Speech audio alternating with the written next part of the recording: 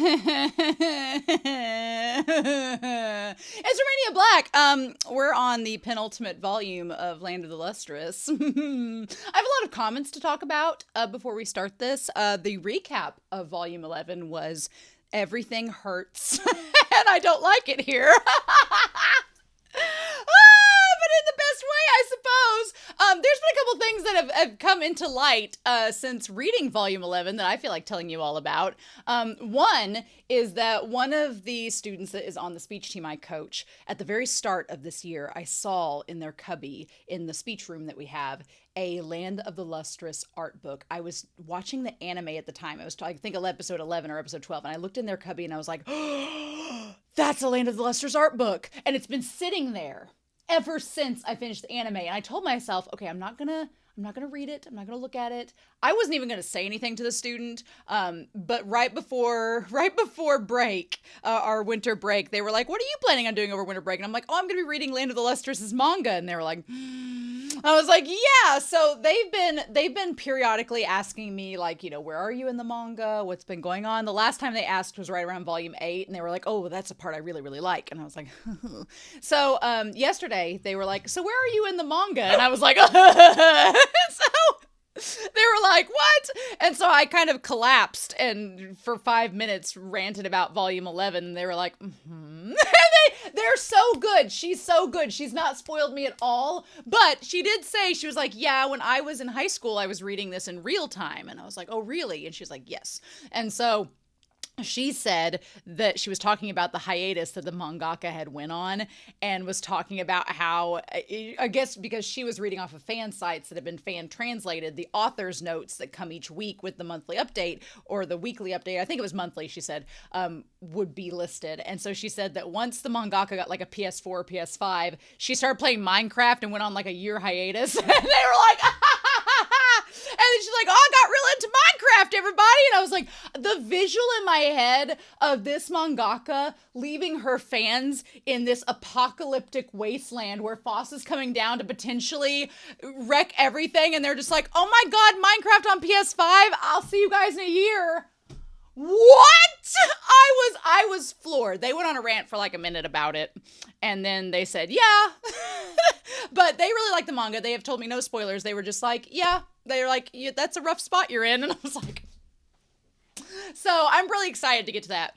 The other observation that I've noticed is very similar. I've been comparing this series to Attack on Titan a lot because I do find a lot of similarities within it, which is a good thing, a very good thing, in the best way possible. And one thing I have noticed is that very similar to a character in Attack on Titan who a certain sect of the fandom views can do no wrong, I have noticed that there is a sect of this fandom that will not acknowledge that Foss has goofed up. They're like, Foss has done nothing wrong. None of this is Foss's fault. It's all, And granted, we've talked about this in the recaps, that there are circumstances that make us understand the reasons for why Foss made the decisions that they made. But those decisions were still bad decisions. I will maintain that. I was like, Foss has made some decisions that you're like, okay, I get why you did that, Foss. That makes total sense. I understand it. Wasn't a good choice, but I get why you made it. But there are some that are like Foss apologists to the point where like, it is not Foss's fault. And the Lunarians aren't bad guys. They're this. And I was like, oh my gosh. Attack on Titan has definitely divided the fandom in similar ways. And so I should have seen this coming when I started making comparisons, but it's just been very intriguing to see. Like there's been one particular commenter that keeps on defending Foss and I'm like, you do you. Okay. But I have a lot of comments to get to, so we might as well dive into those. The only comment that I have exclusively for Volume 11 is from Alexander Q. That says, a small moment that really called my attention was Goshen telling Pad that it's been so long since the last time they touched another gem. And it's scary. Contrasting that moment with the Earth gems literally having to make a capsule so that Cinnabar could hibernate with them. The idea of touch being something that the gems lacked because they would break each other if they did, and then being able to find it in between the Lunarians because they are soft, and the impact that could have on them as well. I don't know how quite to put it into words, but it strikes me every time. And yeah, the idea that the gems are so fragile that we can definitely see that through Foss, obviously, but it's a great representation about how easily we break as people and how our interactions are honestly sometimes really hard, whether you're a human or a gemstone. Like humans portray themselves as being these strong, superior creatures to other mammals, but we are really vulnerable and really fragile emotionally, way more than just base creatures. So I thought that was a very, very, very interesting comment, especially as Foss is like in the state that they are in. Now, Moomin Comet had comments for volumes 10 and 11. So I'm going to read their volume 10 comment first.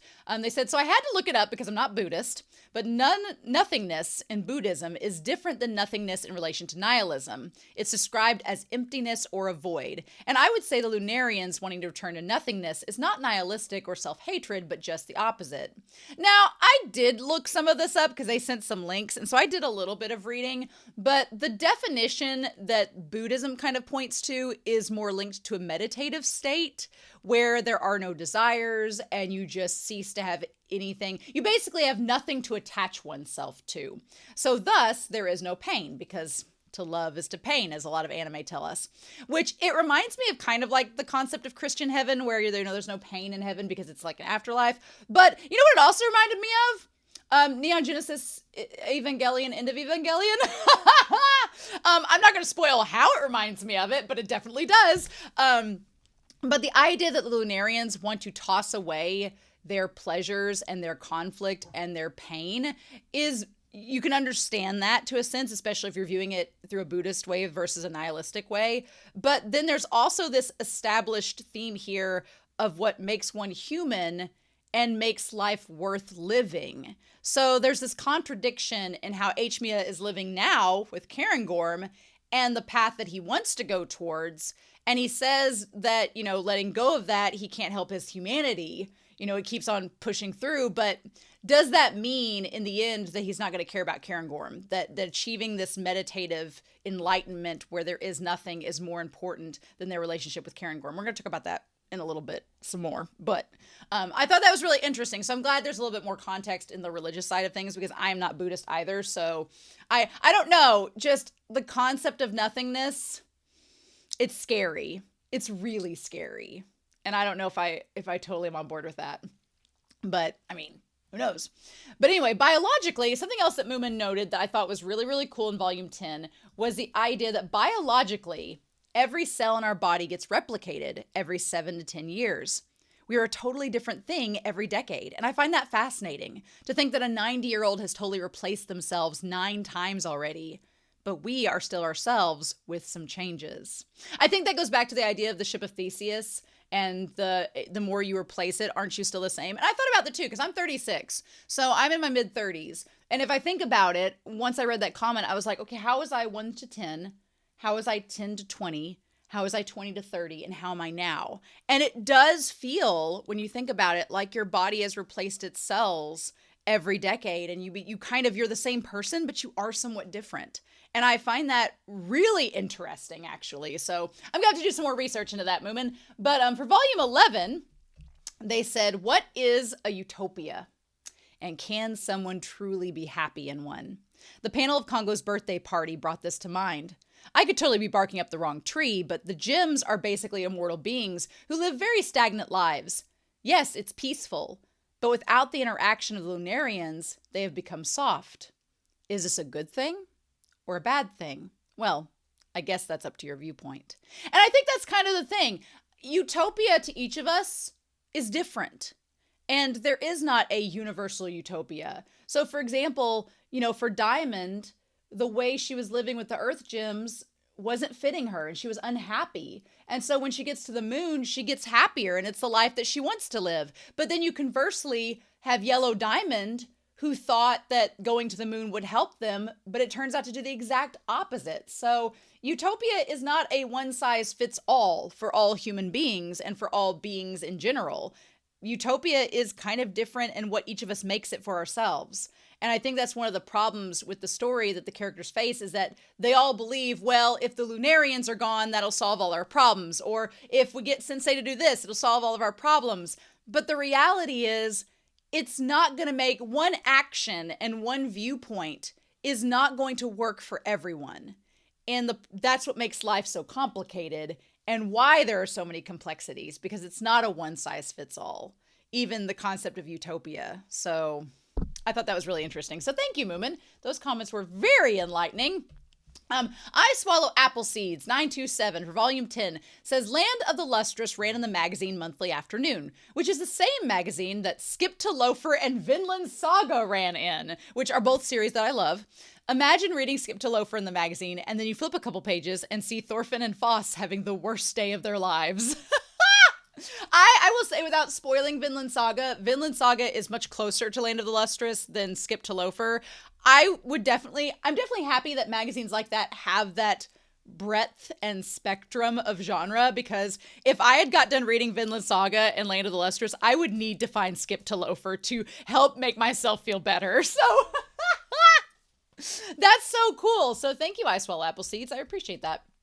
Otter Stew. Now, Otter Stew and Adva 1282 have some conversations. Adva 1282 is more about a question about the series, but Otter Stew brought up some interesting notes about Cairngorm and HMEA, which have been bothering me a while, and I've been trying to find a way to articulate it that is different than how I've discussed it in the volumes, but they kind of bring up a really good point. They say seeing Cairngorm mold into a tradwife, as I talk in volume 10, for a possessive man who's been obsessing over them for 100 years to the point of stealing one of their arms is a choice, for sure. Being assigned terms like princess, wife, lady, because that's how it works, and neither understanding the concept of making out or making love with HMEA very well does. The visuals don't help either. HMEA looks like a creep, what can I say? I signed up for Cinephos and got this instead. True horror! Rant aside, I'm happy you called out Sensei simply being kind instead of having a love manipulation protection as HMEA claims. See, imagine being genuinely nice and caring with no ulterior motive. Crazy. That's what the saddest part is that Sensei doesn't have any ulterior motive. He's just nice. And HMEA, I guess we'll find out when HMEA comes down in this volume, whatever that's going to lead to. But yeah, I guess people have been kind of on the fence with Cairngorm and HMEA, and I've been trying to find a way to articulate it. But again, I've been watching Revolutionary Girl Utena. I've seen Berserk. I've watched a couple other series where there's been kind of, without spoiling anything, specifically, there's been predatory behavior. And Cairngorm, I like that Cairngorm is their own self. I like that Cairngorm has come into their own where they get to be an individual that they make decisions for themselves. I felt bad when Ghost Quartz was still part of them, and there was an aspect of Ghost Quartz that was preventing them from being able to do what they wanted to. So I was glad when HMEA took Ghost Quartz out, as sad as it was. I was like, that's so tragic, but Ghost Quartz was driving Cairngorm crazy and not letting them make decisions for themselves. The problem is the hole and void that Ghost Quartz is taken from is replaced with HMEA. HMEA, who has been manipulating and molding the scenario to bring Cairngorm to him because he has an obsessive interest in Cairngorm, and the fact that he kind of forces in a very gaslighty, predatory, grooming manner, because Cairngorm has the mentality of a child when it comes to anything romantic. And Cairngorm is just sort of kind of strung along and manipulated by HMEA. And it just comes across as predatory, and I don't like it. And that's just me. If you like them as a couple, kudos to you. Go girl, go dude. But they're just not my jam. And I find it too creepy. And I find it icky. And I don't like it. So it's weird. It's complicated. But what else is new in this series? But thank you, Otter Stew. And then Adva 1282 for volume 10, last comment, I promise, says, fun question to distract us all from the pain and suffering. So far, what's your favorite character? And if the answer is Foss... I love that you assumed that. What is your second favorite? Here's the thing. Foss is not my favorite. I have kind of a love-hate relationship with Foss right now. But probably the reason why is because my favorite characters are Sensei and Cinnabar. For Sensei and Cinnabar, I can relate to their sense of loneliness and isolation sometimes, especially from others. Sensei has this kind of Vash from Trigun type of mentality around him, which works so well for me. And I just kind of gravitate towards broken characters, which you would think that would tie me to Foss, which it kind of does. But the way Foss is now is heartbreaking, and I want them to heal, but they're also breaking the broken characters that I love, so that's why I'm at where I'm at. But yeah. So I would say Sensei and Cinnabar are my two favorites, and if Foss can get out of this rut, I would root for them too, but we'll see. So yeah, thank you all for the comments and for bearing with me. I know that was 15 minutes of just prefacing this volume, but I can't believe we're on the penultimate one. I skipped the cover because I saw the cover was kind of gray, but I didn't look too close into it. I figured I'd do like last week and wait till the end to go back because there'll probably be context. But as far as the next volume goes, I've been reading the official volumes that were the official English translations through a book site that you can buy the digital copies. But the volume 13, the official English translation, is not coming out to November, and I'm not waiting till November. No, ma'am, no, sir. So I did find next week a fan site that has it translated. And I was like, we're going to read the fan site because I will definitely buy the official copy when it comes out in November because I really love this manga. It's legit one of my favorites. But I don't want to wait till November. And I don't want to make you all wait till November. No, we're riding a roller coaster. We need to ride it to the end. So with that being said, we're not going to waste any more time. Thank you for your comments and your kind words, but we're going to start volume 12 of Land of the Lustrous, and we're going to do that here in 3, 2, 1. I went immediately to this page, and I have thoughts. This is a chalice. It reminds me of a few things. One, it made me instantly think of the Holy Grail. So, like, the Holy Grail, like, it made me think of, Indiana Jones 3, he chose poorly. Like, makes me think of that. Second, it reminded me of the martini glasses and something that you would see the Lunarians drink out of. So it reminds me of that. 3, it looks like wine in the glass, but it also could be like blood. So, like, is it if we're getting into religion, is it like the blood of Christ? Is it like, there's a definite religious undertone. It's been Buddhism, but could it be more? I don't know. There's just a lot going on already in that one little picture. And I'm like, I don't know what to think about it. Oh my gosh. Wow. Oh, all the gemstones that they're standing on top of. Oh my God. Phospholite, the hero of our story, out for revenge. What will happen? Okay. Barbada's the researcher. Hmia, a civil servant. Princess, living a stable life. Amethyst, wants to do so many things.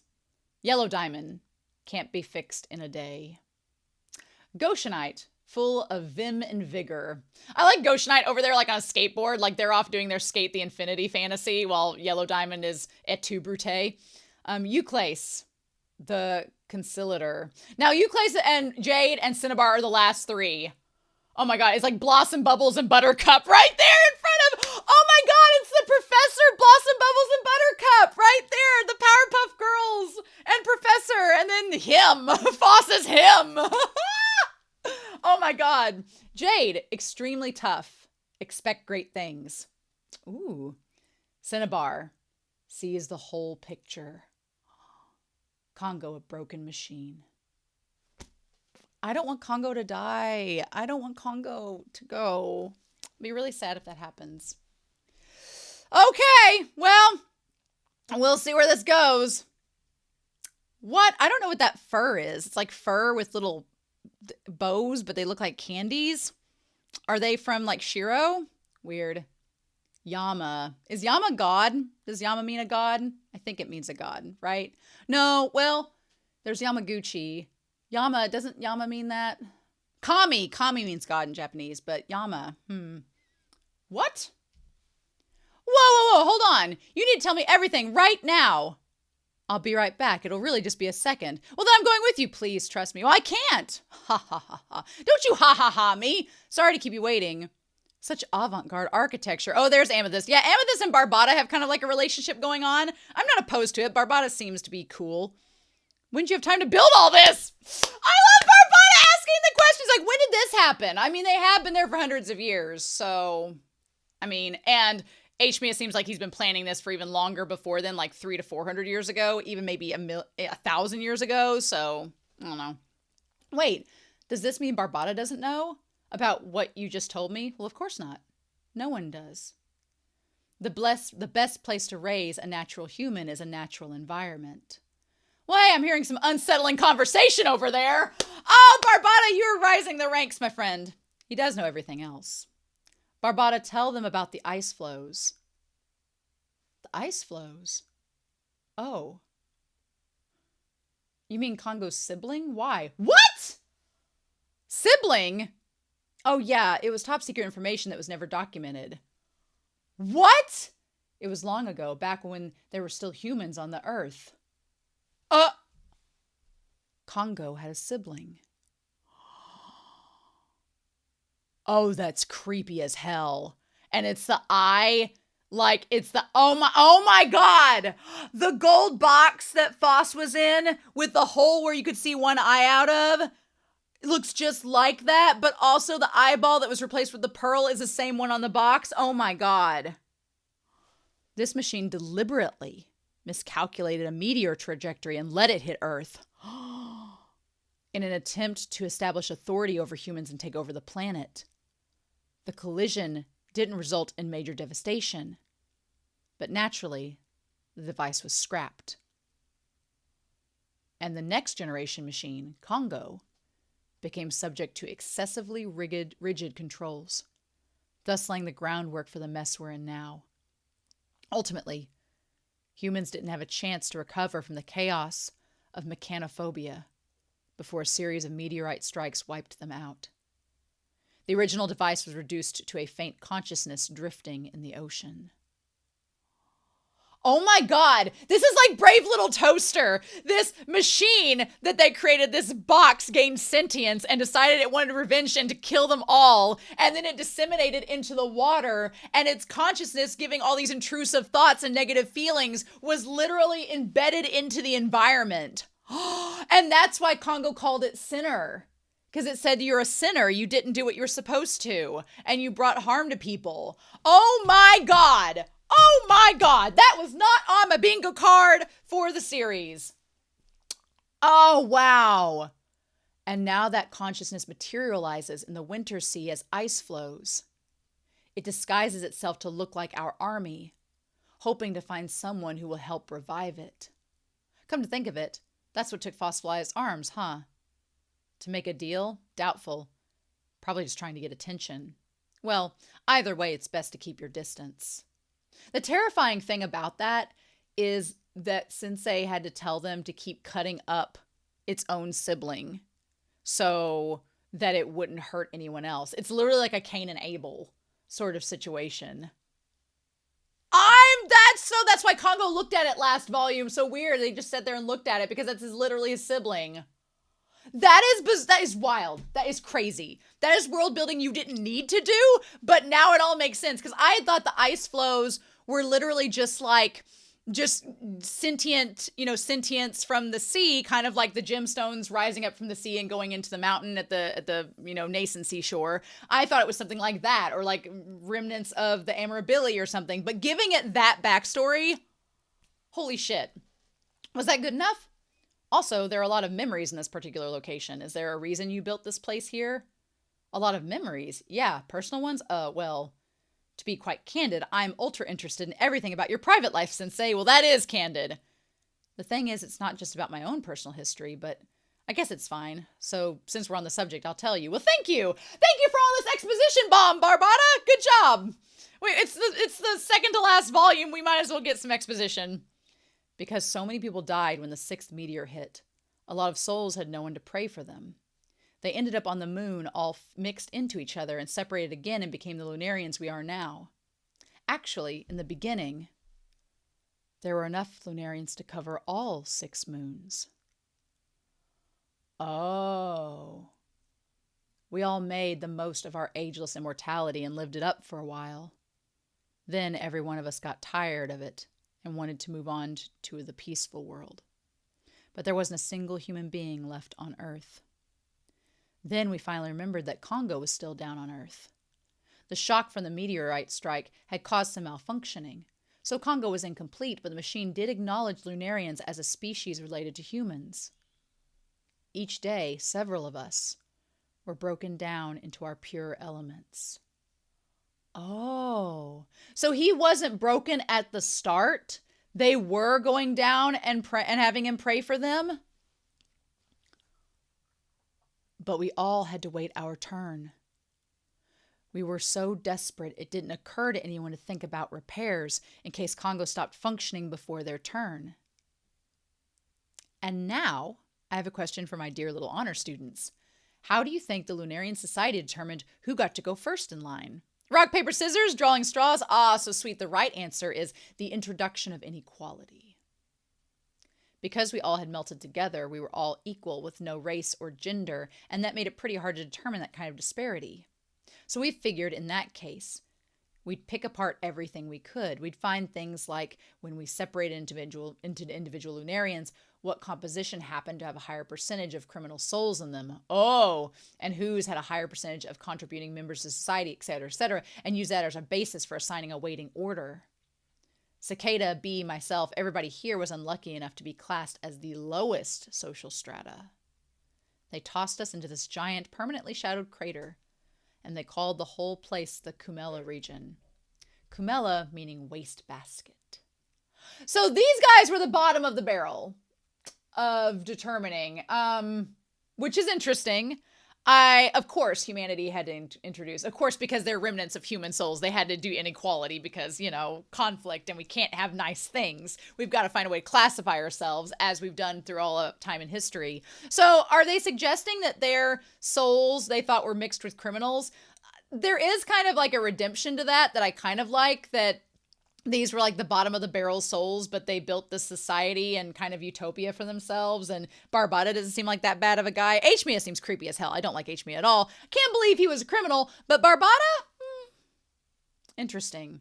Also, the idea that HMEA wanted to take Cairngorm to the wastebasket crater, but he's kind of like repurposed it, I kind of think is interesting. Like maybe there's a gesture of him repurposing this former like place of bad feelings into something that could be a paradise for him in Cairngorm. I kind of like that in a way. We literally spent our days tearing each other apart while our bodies constantly regenerated. And one day, the region chief came to inspect the area for the first time. The scene of carnage was so intense, the bastard immediately ran and never looked back. I don't know how I feel about the chief inspector of the region coming, and they have these bands on their arms, and the bands, I mean, the triangle that's on the band, the triangle kind of, I know LGBTQ plus community has, repurposed the triangle because it was used during the Holocaust to represent people that were queer, but then it's weird. There's kind of a weird Nazi feel to it without, to be blunt. But it's like repurposed. Interesting. This is fascinating. But beside that coward, there was a gangly assistant. Oh, the type who was too emo and goody two-shoes to be any kind of reliable. Wearing nothing but a shiny badge announcing that this assistant was not a full-time employee. This bespectacled loser of a youth was the only one who stayed. Tell me what you need, and I'll make sure that you get it. On the one hand, there's two ways to look at this. And my mind, since we've just been talking about World War II and the Holocaust and everything, there's two ways to look at this. And you can look at it in a positive way or a negative way. The positive way to look at it, because this series gives lots of polarities, like binaries of there's two ways you can look at the situation. You either believe that this is good or you believe that this is bad. So depending on how you look at this scene, you can look at it in one of two ways. You can look at it as wow, HMIA was this guy from the upper class that came down to rescue these people who were destroying each other and helping them to find their own utopia and find a way to get to Congo and get prayed for and be able to go to another place. And he's doing that because he himself looks like he was just a normal average guy that wasn't special, but here he gets to stand out and be the special leader. Well, there's actually three ways you can look at it. You can look at it as like this man felt sorry for them, and he himself was at the bottom of the upper tier and felt left out as well, so he related to them, and so he wanted to help them as well. You could look at it that way.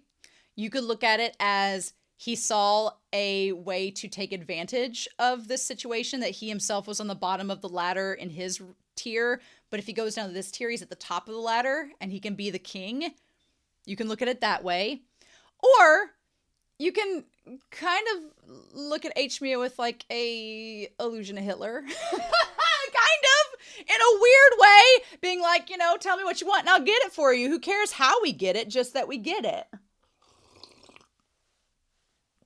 I mean, that's a big stretch, but I'm just telling you what I thought.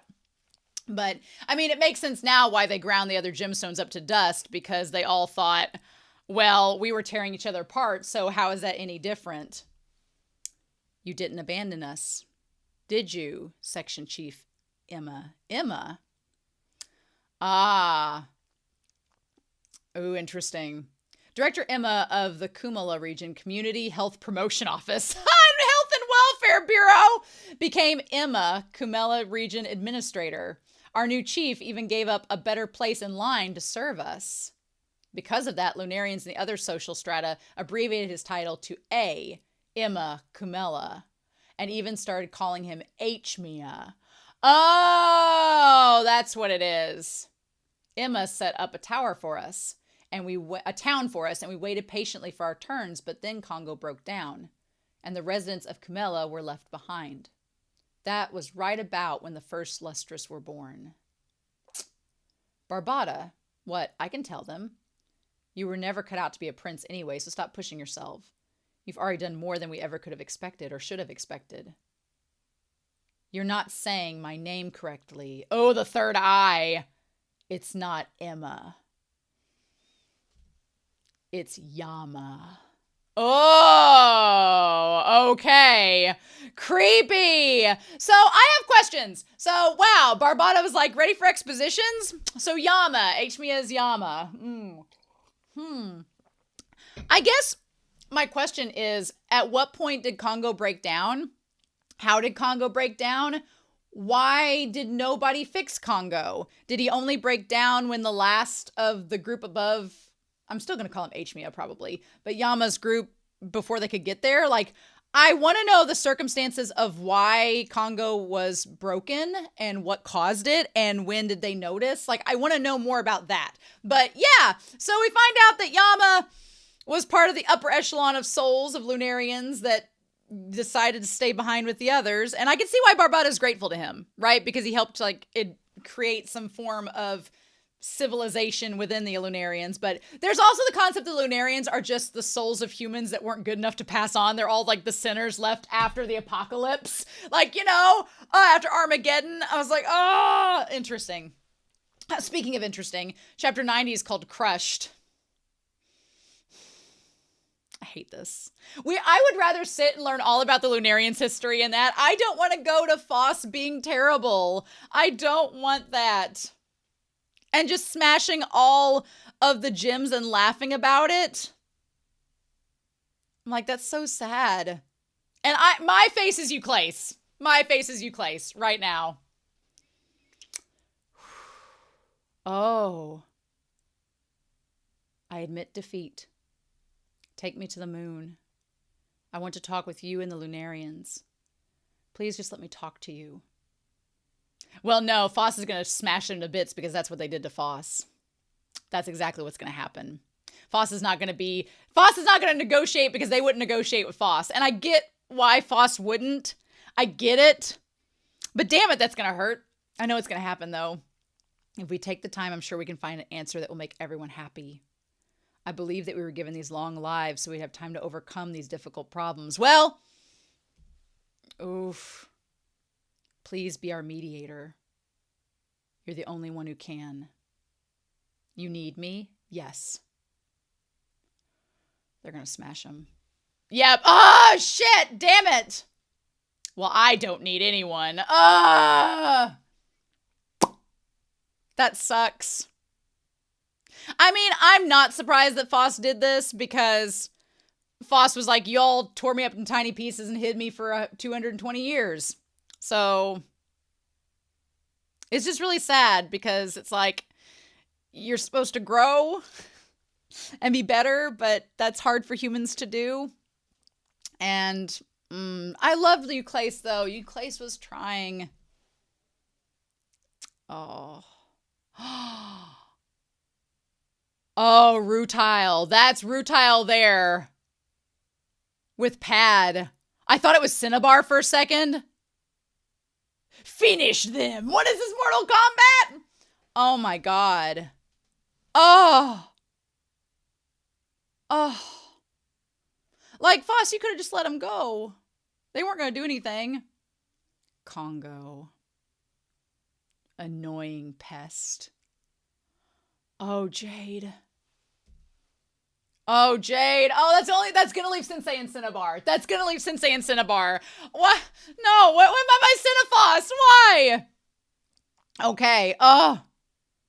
Damn it. Oh, wow, Jade. Oh, why we got Foss booty? I mean, Foss, their anatomy is more and more humanoid, I guess. Damn it. I can't believe Jade is putting up this much of a fight, but honestly, the night made you panic. I win. Oh. Damn. You needed someone to understand you, and I couldn't. I'm sorry.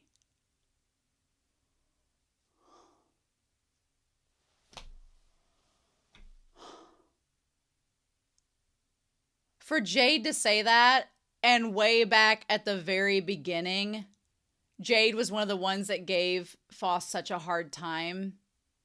And it was just because they couldn't understand them. And now they finally said that.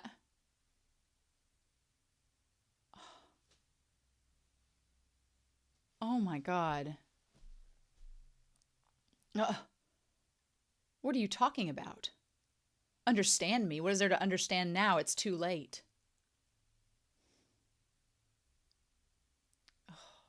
Oh, Cinnabar. Oh, wow. Oh. I wanted Cinnabar and Foss to be a romantic ship. And you know what? None of you, when I was watching the series, you were like, yeah. None of you were like, oh, I love Cinnabar and Foss too. You were just like, oh, that's nice. I should have realized it back then that y'all were like, but, yeah. Oh, I don't want, is Foss even going to be able to do anything to Cinnabar though? I don't want them all to die because of Foss. I don't want that. And what about Hmia coming down there? Oh, wow. Bitch, no! The little Foss! You know they're only using you so they can get rid of me. I know. You don't have any real friends. That may be so. You're awkward and pathetic. I know. That's what I hate, that Foss is projecting all of this insecurity. I'm like, remember Foss back in Volume 1 when you were trying to find a fun job for Cinnabar to do because you loved them? And now you're just telling about how awful Cinnabar is, but the reality is that Foss is just saying what they think about themselves and projecting it on Cinnabar, and Cinnabar's like, yeah, I'm just like you. Oh, wow. Oh, my gosh. We should have seen this coming. We should have seen this coming from the moment that Foss got the ability of the platinum gold alloy and it was similar to Cinnabar, we should have seen this coming. I mean, we should have seen a battle like this coming. But oh my gosh. Oh, a soft rock like you. I can break you with a touch of my finger. Oh, wow. Oh, did the mercury have that effect on Foss? You know I'm right. There's no gem with a hardness lower than 2. What about Antarcticite? Was theirs 2.5? Oh, no. Oh, my gosh. Oh, wow. And it's just Cinnabar just flowing over them. Oh, can Cinnabar put themselves back together after becoming mercury like that? Oh, and they're just shooting off pieces of them. Oh, wow. Oh, my God. They're just like melding together. Oh, my gosh. Oh, the pearl eye. Oh, both of them at each other. No. Oh. Looks like the Game of Thrones. It looks like the Throne of Swords. Oh, this chapter's called The Promise, bitch. We're going to bring up that piece of paper. We're going to bring up volume 1. Oh, both of them. Oh, no! Cinnabar! Because of you. Oh, they can talk even though they're melted. That's a good feature to have. I had a chance to be friends with the others. I had fun.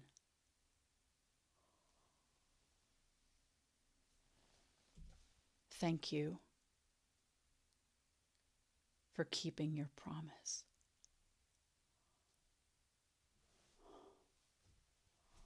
No.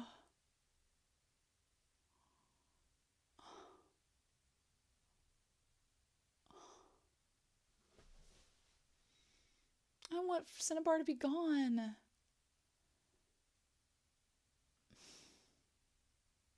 And they said you let me have a job that was fun. Being with the others.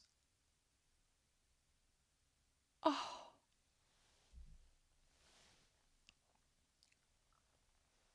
What am I doing? Oh yeah. I'm making Congo pray. If Congo prays, the Lunarians will disappear and the war will end.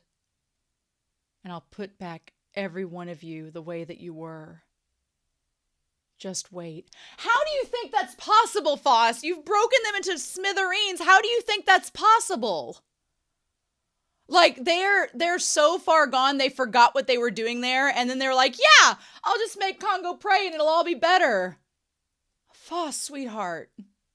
Like, after you did that, you think that everybody's going to be fine when you bring them back? That's kind of the logic, and I can't talk about Attack on Titan because it's going to... Attack on Titan spoilers. Attack on Titan spoilers until I'm done waving my hands, so you know when you can skip over this. Just wait for that. It's literally Eren Yeager. Foss is Eren Yeager. Foss is like, well, I'll do this thing to save all of you, but in the process of saving all of you, I might put you all in mortal danger. I might make you all hate me and never want to forgive me, and I might just irreversibly damage the entire worlds that we live in, but it's for your benefit. And you as the audience, and this was my thing with Eren and his character, especially in season 4, was that you understand why they're doing it and the goodness behind the decision, but there's so many parts of that decision that are wrong morally that also take away from the free will of the people you're trying to save, that it alters the end result and it alters what their feelings. And at that point, they don't want you to do it because you've done something so wrong and trying to do so right that it's just ruining everything. And it's like, end of Attack on Titan spoilers, but it's the same thing. Same thing. I do love the trail of gold alloys goop. I'm assuming it's just all gold platinum alloy and not the mercury as well, but I can't believe they just killed Cinnabar. Oh. Promise. What promise? How could you forget the promise? I feel heavy. It's Mercury. Oh my gosh. Wow. Is the Mercury going to make them like silver? They kind of look like Congo there, honestly. With the hands like this, are they going to become like the new sensei and be able to be the thing to pray? Is that going to be it? Are they going to make sensei pray? Are they going to become the new sensei somehow? How would that even work? How is that even possible? What? How could you not remember the promise? Was Sensei's desk always this far away? They look like Sensei in this moment. They look just like them. Oh. They look just like Sensei. And the Mercury makes them look like a human robot. What? Oh, wow. And the seed, you can't catch it. I was about to remember something. I hate that Foss can't remember the promise that they made with Cinnabar. And they can't remember all about the past with them. Oh. Yeah, wow, they look so similar. And I love that Foss says, my job is to make you pray. Which is... I mean, Foss decided it was their job, but... You will pray for me, won't you? I am sorry. I know I've said this before, but I have a malfunction. No matter how many times I try, I cannot produce the results that you hope for. Well, in that case, you can just fall apart.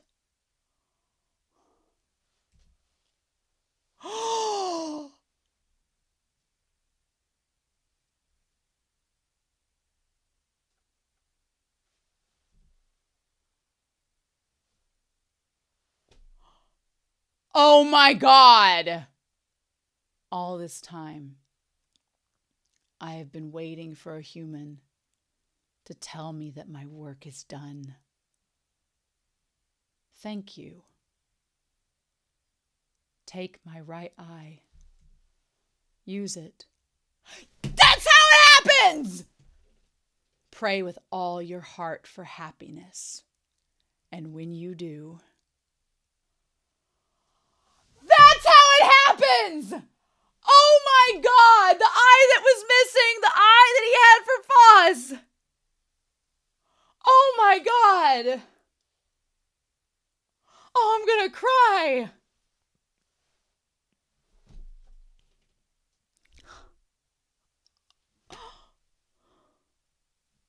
They're gonna make Foss be the prayer machine now. That's gonna be their purpose. To make them all go away. Or maybe not. Or maybe not. I mean, what's the happiness? Is it gonna be the end of nothing?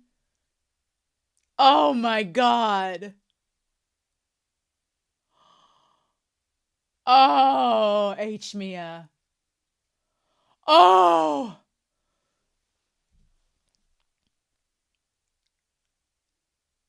Oh, wow, the eye. No. All this time, you were trying to get this? Oh, they look so evil in that moment. Oh my God. Oh. Oh. Oh. Happiness. I want to be happy. Oh. Oh. Oh my God. But is that what H. Mia wanted?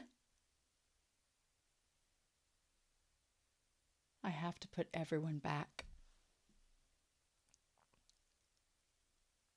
Oh. Sensei.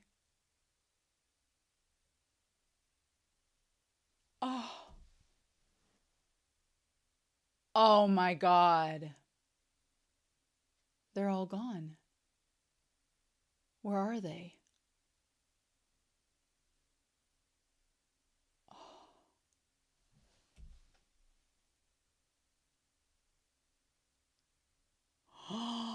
Oh! Something's wrong with my eyes. This is the city before it was destroyed by the meteorite. That's weird. I can still see it even with my eyes are closed. Why? Oh my god. Is Foss just like continuing this cycle? Oh my god. I really like how... Oh my god.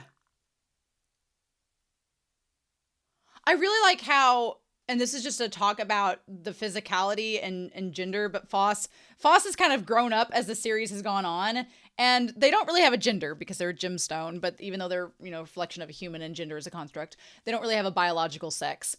But the stereotypical appearance that they've taken from the beginning as a child, now they look like a man. But they're not male. So it's crazy because they've also looked more feminine back when they were on the moon. So it's so insane. Oh my god. So wait, what are we doing with all the gemstones? Well, I'm back. Well, welcome home. The mission was a resounding success. Well, ours was too. We finished the final adjustments. The machine to turn the Lustrous into Lunarians is complete. We call it the Lustrous to Lunarians machine. Oh my god. Thanks to everyone's hard work, we've managed to achieve perfect results in every simulation. All we need to do is try on a real... Oh. This is one thing I'm not crazy about, is like turning all of them into Lunarians. Didn't they establish that none of them were happy? Didn't they establish none of them were happy? Well, stop. Well, but it's perfect, isn't it? Well, why? Well, you can't go first, princess. Well, of course, but in the unlikely event that something did go wrong, I would consider myself lucky if my only punishment were to be ground into powder and scattered across Venus. In this case, I believe it'd only be right for the head scientist to volunteer as a test subject. And on the off chance that something should happen to the head scientist, well, that sounds like fun. Oh, Goshen, me first!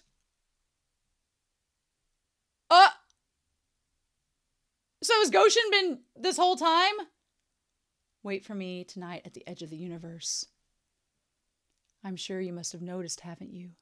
I'm not a singer, so I'm not who I was yesterday. On a transparent signal. Isn't this Diamond's Galaxy Crazy Dancer? To listen to while the machine is doing its thing? This song is the perfect length. Again and again. Then I'll dress my absolute best and jump into your spiraling arms.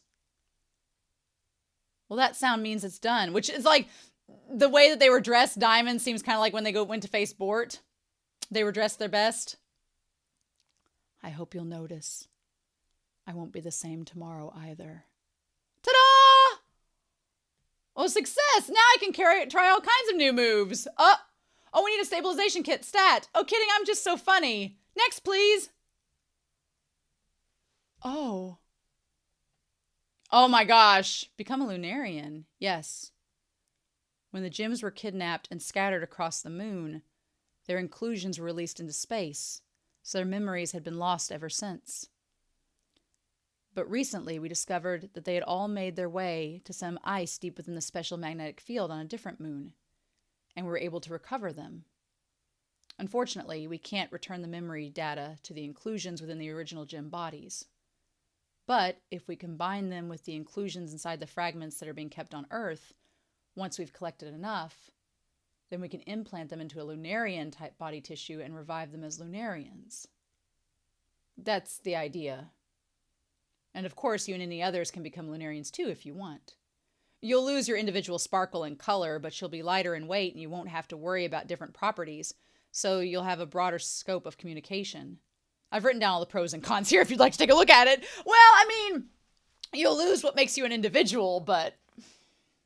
I mean, so basically what they're saying is they can't return the inclusions to the gem bodies, but if they made them come back as Lunarians, that'd be a possibility.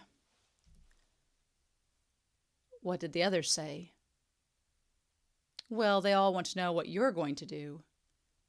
I imagine they do. If that's what will end the war. Well, but is there even a war anymore? Congo's gone. And Foss is stuck on Earth. Is there even a war? I want to see that pros and cons list, actually, because I want to look at that. Oh, wow. I don't know, because I thought HMIA said that he liked the gemstones as they were, so why make them all Lunarians? I mean, what's the overall benefit of being a Lunarian versus a gemstone? They're both immortal. Waragot, what do you think? Oh. Huh? Your name. It's a neologism from a long-lost language meaning abundance and transcendence. That's a lot to live up to. I've always wanted a name. I love it. Waragot, huh? It's kind of hard to say. But see, that's the thing. Cairngorm was... It's the same damn thing. First, Sensei gave them a name, and they were all about it. And then now HMIA's gave them a name, and they're all about it. F it. Antarcticite. Oh, wow. So they brought back Antarcticite. Do you mind if I talk to you? Wow. So at least they can bring back... I guess the pro is of all this, they can bring back the ones that couldn't be brought back as gems, but... What is this all going to do with all of them being Lunarians versus them being gems with...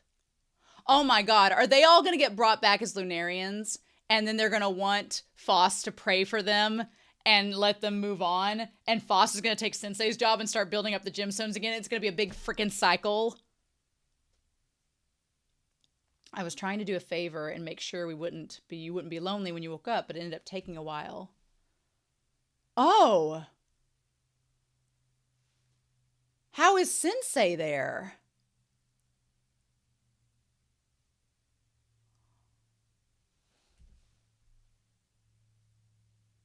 Where's Phospholite? Sensei, what happened to Phospholite? I asked Phospholite to take care of you. Oh, wait. Phospholite decided I was useless and destroyed me, and for that I'm grateful. What? Is useless destroyed? That's not... Technically, if it hadn't been for you, and you can fall apart were the exact words.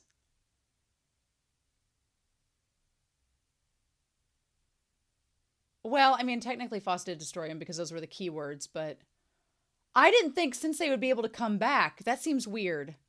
I did not think that was possible. I guess because they're gold, I guess it works. HMIA.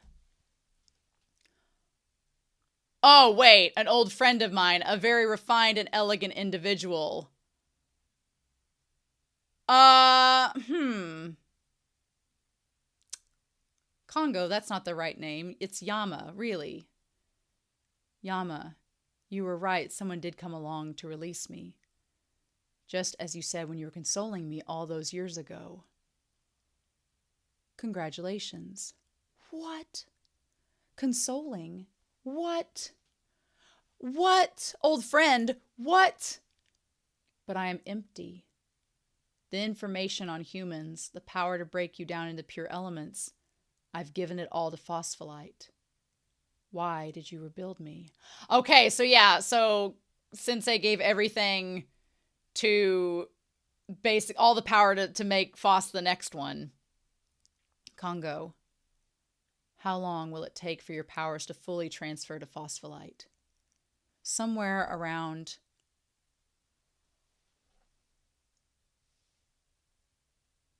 10,000 years. Oh my god. Congo, you and you Lustrous, who are now Lunarians. This marks the end of our war. As of today, this lunar city will be your new home. Now that you will be living under my jurisdiction, I expect you to make all of your ancestors jealous by leading safe, comfortable, and happy lives, and so, while we await the completion of our new god. my God. Oh. So H-Man was like, well, now I get to be king and control all of everything. And we'll just wait till we've made Faust from a human into a god. Are you joking? Oh my God. I wish you a wonderful 10,000 years.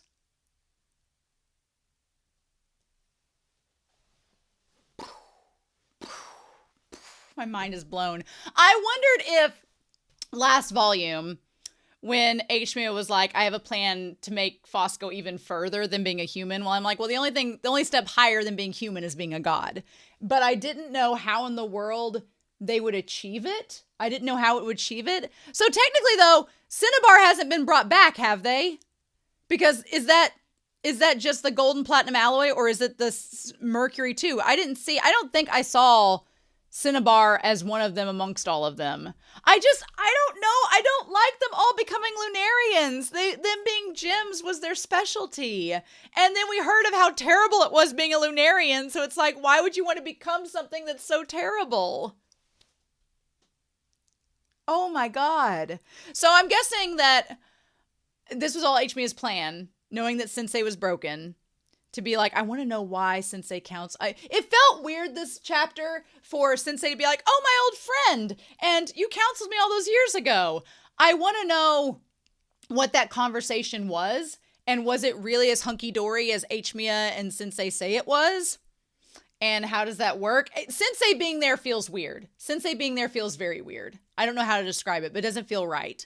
And H-Mia deciding that since Congo is broke, we're going to just create a new one. And it's going to take me hundreds and hundreds of years, but I'll create a new one. And this is how and the 10,000 years, H-Mia was like, that's a long time. But what do we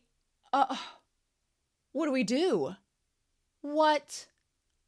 In those 10,000 years, is Faust going to create another set of gemstones and we're going to start this whole thing over and over again? And it's going to be a big cycle. And what about Cinnabar? Oh, I want that one. This one, yes, that one. Oh, you'll love it. I'll take this one then. Oh. You came here to work in your clothes? Yeah, I was running late. We would have waited. Oh, then I'd feel bad. We'll have to look at the clothes first. Oh, good idea. No, the thing is, I was working on flower arrangements you asked for, and they're still not looking. Oh, is this Cinnabar? So I was going to go get right back to work as soon as we were finished shopping. I know it's just a little practice party, but I want some more time. Anyway, I know I look weird. I'll go change. You two eat crepes. That's not the point. Cinnabar. Oh, so is this Antarcticite and Cairngorm? Okay. Let's have some fun. Where's Bort and Diamond?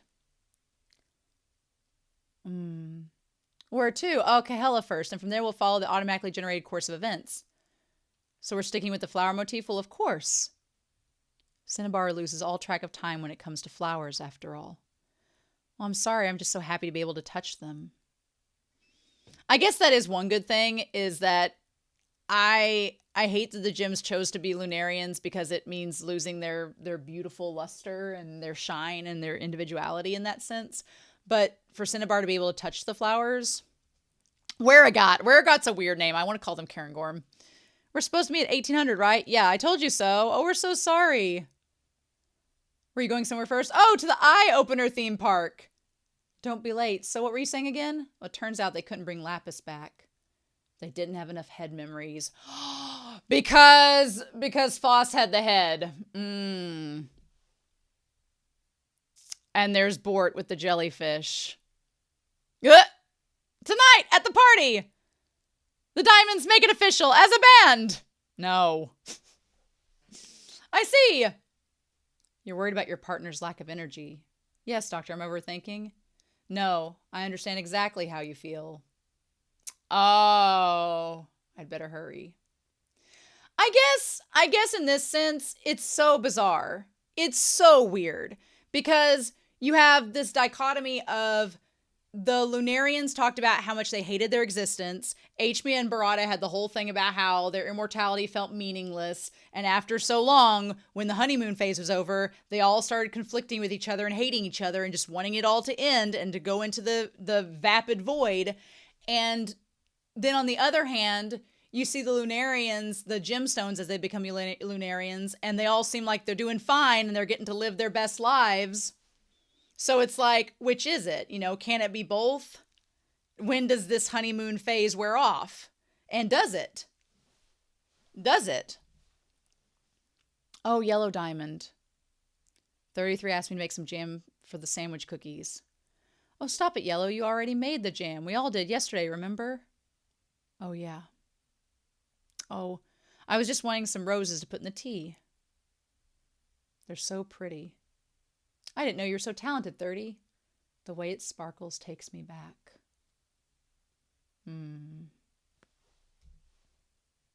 Oh, wow. Yeah. Meanwhile, Foss is all alone.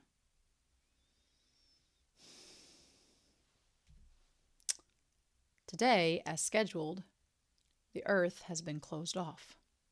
From now on, as outlined in the new policy, except for additional stability measures to respond to changes in the Earth's environment, and teams sent for pickup in the event of a gem is born with human-derived inclusions. Oh! The planet will be off limits. Oh, so they've been going to Earth to pick up any gems from being born.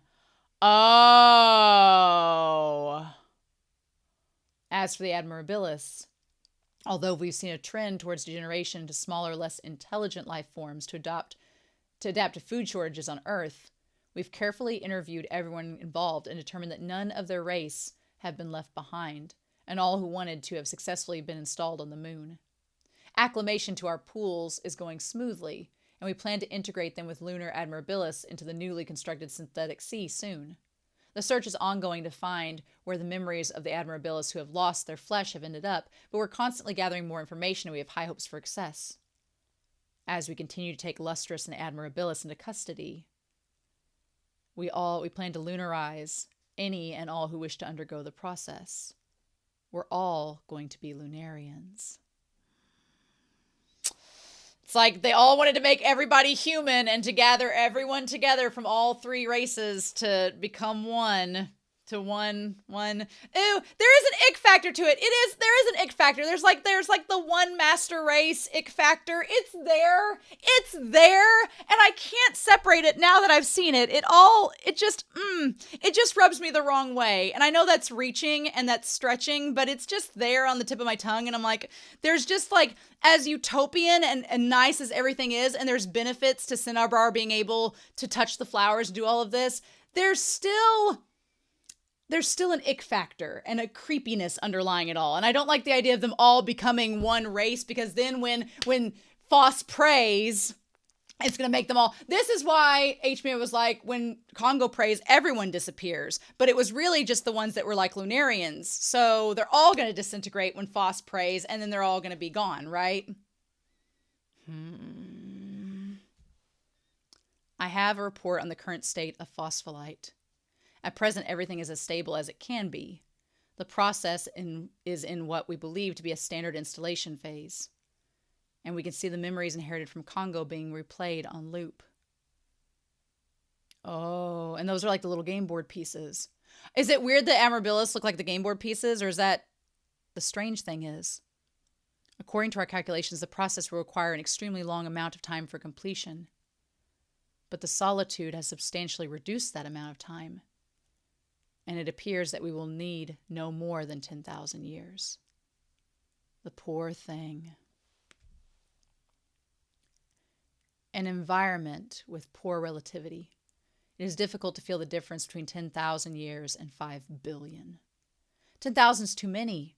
We shouldn't cut off contact. We should keep trying for another solution. Of course, Euclase would say that. We are prioritizing stability and minimalizing all interference and change. Phospholite's humanity is an unstable thing that was only effective on me because I was broken. If we make contact before the process is complete, we run the risk of upsetting the gem's individuality. It would be difficult to build it back up. But will we get the prayers we want? That gem will reawaken as the only entity with that power. I know that Foss always dreamed of being special, but... Oh, come on, you're still having that meeting? We're going to put up decorations. We're so happy you're here. I'm sure that we'll forget all the feelings we ever had for... I'm sure we'll forget all the feelings we ever had for phospholite! Oh my God!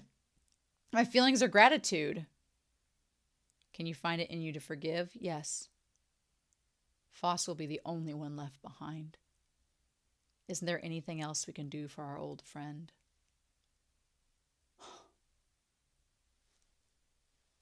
Oh my God. There is. Ooh. Does it bother you? No. You did get to say thank you, didn't you? Yeah. But I'm happy. Are you lost without Foss Cinnabar? No. And that's what's bothering me. I can see that. The party's starting. Which one was that with the glasses? I wonder if it's another windy day. I don't think it's bad. I think it's not a bad thing that Cinnabar is fine without Foss being there. That's healthy for them. But then they're like, but does that mean I don't care about them if I'm okay not being with them? So what is HMIA and Congo's plan to make sure that Foss isn't by themselves? Oh my God. That's like Prometheus. That's like the start of man. That's like the fact that Foss has their head in their hands and they look like they're throwing up eternally. Oh my God. What do you say? What can be said? How do you feel? How are all the extendables? Are your oscillation values okay?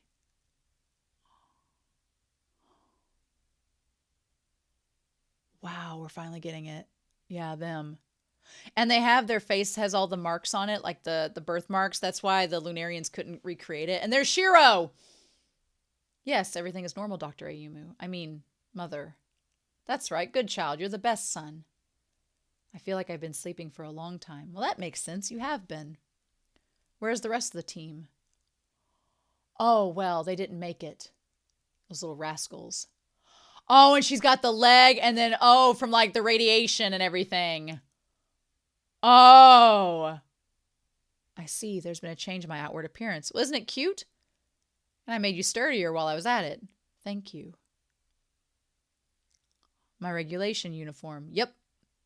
You won't need it anymore, but it's pretty, so. Get out 2 goblets for me and some chips, please. Oh, wow. Oh. Oh. That's literally blood. Or is it... Or are they a machine too and it's oil? You mustn't waste your bodily fluids. I dreamed that I turned into a mineral. A weak and pathetic one, but an important one. Maybe I've gone crazy from all the tinkering I've done to my body. Oh shit! No, that's Foss! Oh my God! The eye missing, the fact that they dreamed that they were reincarnated as a mineral. Oh my God, and now the cycle. I'm sorry we're so stupid and pathetic. Humanity let itself in without bothering to help each other. And I'm ashamed to be a part of it. Bringing you into this world is the only thing I'm proud of. Forgive me for leaving you here. I'm sorry I couldn't set you free. This isn't for the humans. A new world is coming. A world for inorganic creatures. Ones that were never counted as life forms. The cup, beings that were constantly taken advantage of. Used like servants from the very beginning.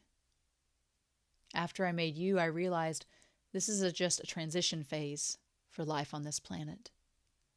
By leaving you behind, I am building the bridge to the new world, and you and the others will create a truly beautiful, rational world. It's arrogant of me. This is just nature running its course. And I just happened to be here during it.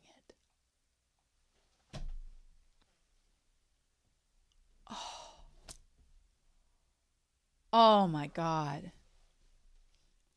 Everything is going to change. You know that, right? And that's the table. That's the board game. That's Shiro. Everything before the meteor struck and it was all destroyed. Humans are so awful. Just because they're pitiful and helpless. They want to assign meaning to everything and put it up for decoration. Oh, are you falling asleep? Good night. Oh, but one thing. Once you've crossed the bridge, burn it.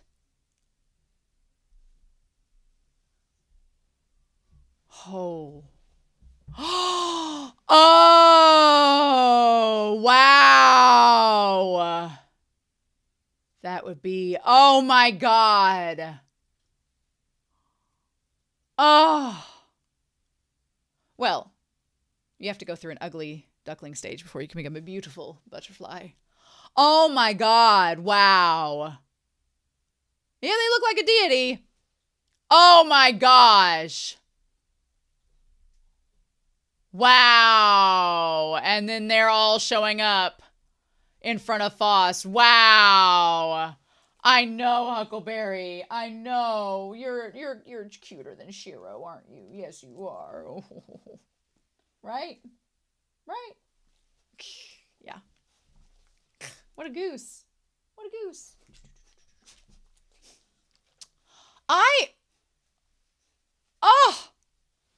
So, wow.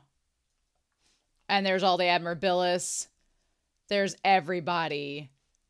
All of them. And they all are wearing these togas, coming down to pray at Foss's feet. And Foss is like, you know what? What's crazy is that when the doctor there is like, you know what? It's fine if you become a god. Just don't answer their prayers. They abandoned you. Is that what's going to happen? What about Cinnabar? Oh, I am capable of turning you all into my eternal slaves. Or I could plunge you deep into a solar flare and grant you the pain of endlessly regenerating inside of it. However, I awoke today on this field, and what came to mind was a day long past. On that day, I was alone on the field until I received news of this task. And on this day, once again, I am here alone. Thus, get down, buddy. Thus, you see, I was always alone from the very beginning. I will pray, sending you to the void. In these 10,000 and some odd years, I had nothing. To attain nothingness. That is your wish and mine. We have finally come to understand each other. Thank you. Oh, wow. H-Mia looks so ready for it to be done. Oh, the little tiny hands. Goodbye. Oh, wow. Is that really the end of all of them? Oh, what? What? And there's still a volume left? How is there a volume left?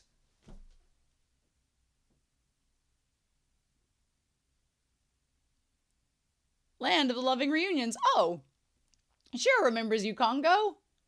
It looks like you're the new favorite. Oh, you love Congo, don't you? What is happening? You want to play? All right. The tower falls, you lose. Understood. Kumala. The word Kumala most likely comes from a future language or dialect that doesn't currently exist on Earth, but it may be related to the Sanskrit words kumbla, meaning pot, and mela, meaning gathering. In the Hindu and Buddhist religions, Yama is a god of death. Okay, that's what it is. Yeah, a god of death, known as Inma in Japan.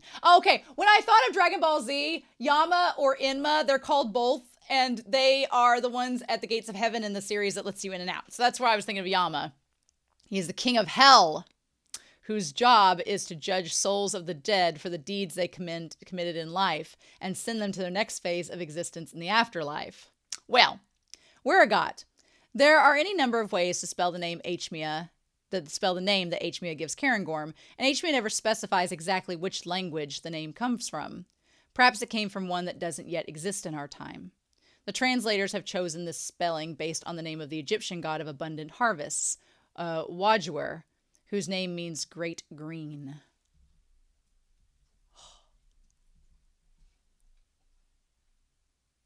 Oh my God. I want to go back and see the very beginning, to see the cover at the very beginning. What was the cover? Oh, well, I'm glad I didn't look at the cover! Because it's basically Foss as their deity form. Oh my God. Well, the thing is, I'm not going to be able to know what the cover of Volume 13 is because I am going to be, reading it from a fan site. So that will not be able to happen. But, I'm going to get a picture of this cover. I am honestly a bit stunned and lost for words. And I would say I'm speechless, but I don't know in some ways what else to say. I guess when we get down to it, Foss getting to Congo, and Congo's like, I've been waiting for a human to tell me my work is done and to thank them. And then they gave their right eye. I felt like there were parts of this story missing, and maybe we're going to get to that in the start of Volume 13, because we had Congo getting left behind by the doctor, and that part all makes sense. But at some point, they had met with HMEA prior. HMEA said they had consoled them. What was that about? And when did that happen? And what involved that? Did HMEA break Congo? Is he the reason this is all having a problem? Did HMEA break Congo so that HMEA could take over all the rest of the Lunarians and rule them himself? Because he's a coward? I don't know. Or does he really want to pass on? I don't know. It seemed for a moment whenever HMEA reached for the eye and Congo said, use it and pray with all your heart for happiness. And when you do. So the question then is when HMEA reached for the eye and asked, and then, so HMEA wanted the eye because my thing is, did HMEA want to become a god? And they wanted the eye from Foss, and then Foss said, no, I'm going to take it for myself. And then when Foss took it for themselves, they're like, I want to be happy. I just want to be happy. And they took it for themselves, and then HMEA was like, well, fudge, and then left. So, what's the dealio? I can't believe that they let Foss for 10,000 years sit there and become a deity and like stew and retransform themselves. I also can't believe they all became Lunarians. I mean, the Lunarian thing is weird. The Lunarian part is weird because there's a part of me that's like, oh, that's cool that they all got to heal their deformities. But then it's like, my thing is, if they all, I guess their whole thing is with it being like Buddhist enlightenment. It's like, well, everything's great here, but it'll even be even better when we don't have to. My thing is, do they understand that that they just won't, they'll cease to exist once they're prayed for to go into the void? That there won't be anything after that? It's just done? And they're okay with that? Because I kept wondering if they would, keep having everything they look like they're all having a great time. Like they're all enjoying their lives as Lunarians and that they're all enjoying everything. And then HMIA's like, well, actually, now that we're all Lunarians, I know it looks like we're having the best time in the world, but we need Foss to pray for us to go to the other world. I don't... HMIA's motivations are weird, and I feel like maybe next volume we'll find out exactly what they are, but I'm like, if HMIA wants to go into the void, then I feel like we're missing something. I feel like there's a part of the story we're not getting yet, and it's not been fully brought in, but Foss's transformation is insane. Foss's transformation is wild. And like all of them end up being happy, even Yellow Diamond. And Euclase, I like Euclase, but some of the stuff they said about Foss, I was like, oh shit, man. They're just like, well, I guess we'll forget about Phosphorite once we've passed on. I don't know if the gems understand what that passing on means, but it seems like HMIA and Sensei are ready to move on. I don't know. And here's the thing. HMIA and Sensei both say things at the same time through parts of this manga that it makes me wonder. I'm like, is HMIA just creating the illusion of Sensei being there? Because Sensei being there on the moon is so bizarre to me. And then Cinnabar is like, I'm happy, but I'm sad that I'm happy while Foss is away. So they ask the question of, well, anyway, we'll get to that in just a second. I'm looking back through here of the doctor. The doctor is like, I'm arrogant. And I'm like, what? So the doctor looks like they were machine too, that they were part machine as well. And they were letting, Congo carry on from them, saying this isn't for the humans. Like, the humans aren't us. And saying, like, these inorganic creatures are going to be here that were never counted as life forms, that were taken advantage of. We'll have a truly beautiful and rational world. I'm leaving you behind. I'm building the bridge to the new world that you and the others will create. So, okay. So she said, by leaving you behind, I'm building that bridge to that world that you all will create. But once you've crossed that bridge, burn it. So that almost seemed to be like, in that moment we see Foss, like the face without the eye, and then the eye is there. And then she kisses the brain, kind of like Lapis Lazuli being there in the head, right? Humans are awful. Just because they're pitiful and helpless, they want to assign meaning to everything and put it up for decoration. I feel like the doctor, in their arrogance, which is so cool that we see her eye missing on one side and then Sensei's on the other, and then there's Foss. It almost seemed her being like, the beings that were taken advantage. It has a very Ex Machina feel to it, which I love, where she's like, now we're going to create a world where we get to do what we want and not be taken advantage of. And you're going to be the bridge to that. But once you get there, burn it and don't invite any of the others. So I don't know what that means. So like that would be. And then they're there. I kind of love Foss's new form, if I'm honest with you. It feels weird. The only thing I don't like about Foss's god form is that their eyes aren't expressive. Their eyes, they look very much like they have the little ring and everything, and their eyes are watery like they've been crying constantly, but their face is very neutral. And we don't see, is Cinnabar there with them in the front next to Antarcticite and Euclase? Are they all there and everybody stands down and prays to Foss?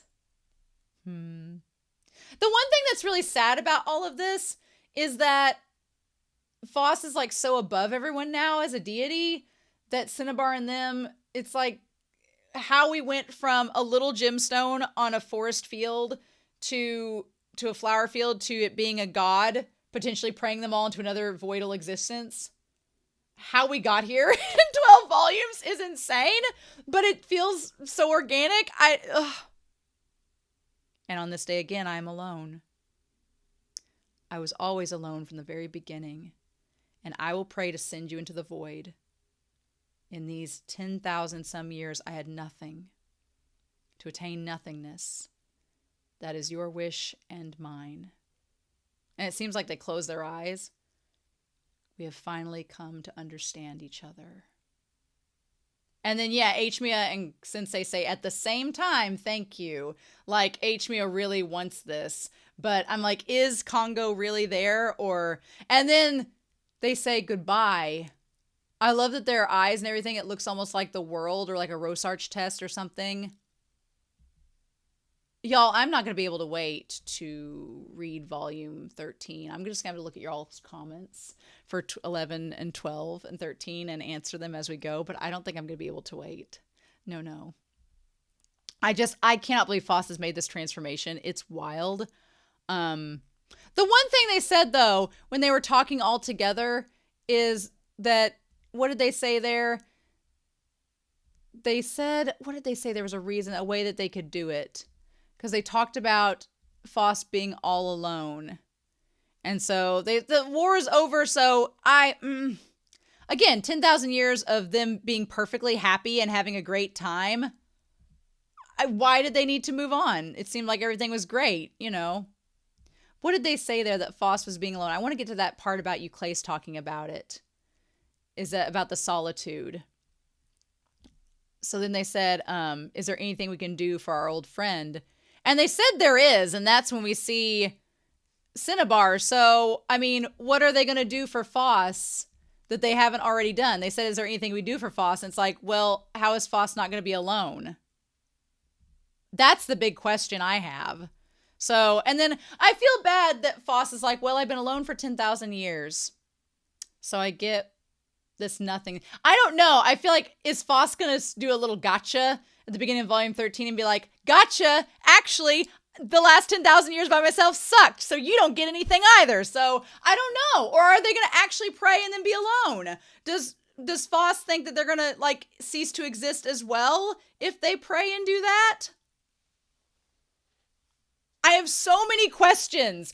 There were so many questions answered in this volume. So much answered. But I was like, I still have so many questions of what could happen. So I guess I do know why they would have a 13th volume, because there's still questions that we didn't get answered. Going back to the very beginning, which before Foss wrecks everything, which that was just terrible. I cried with Sensei and Cinnabar getting taken out. And the promise of them being together.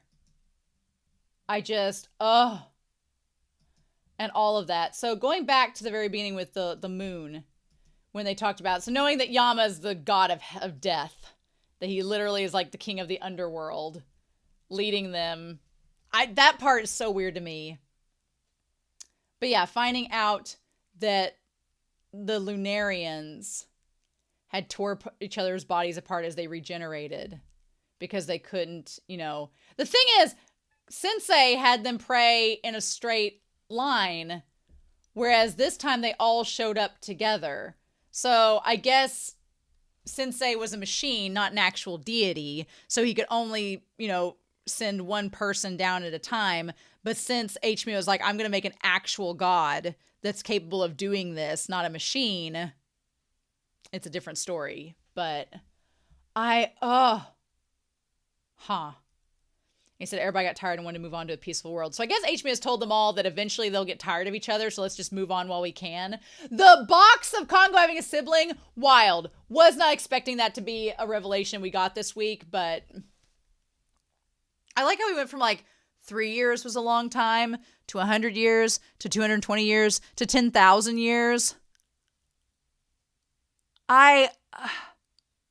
And what about the thing about the child? That never, I mean, are we going to do anything with that? Or is that just Yama being like, I don't know, just saying things?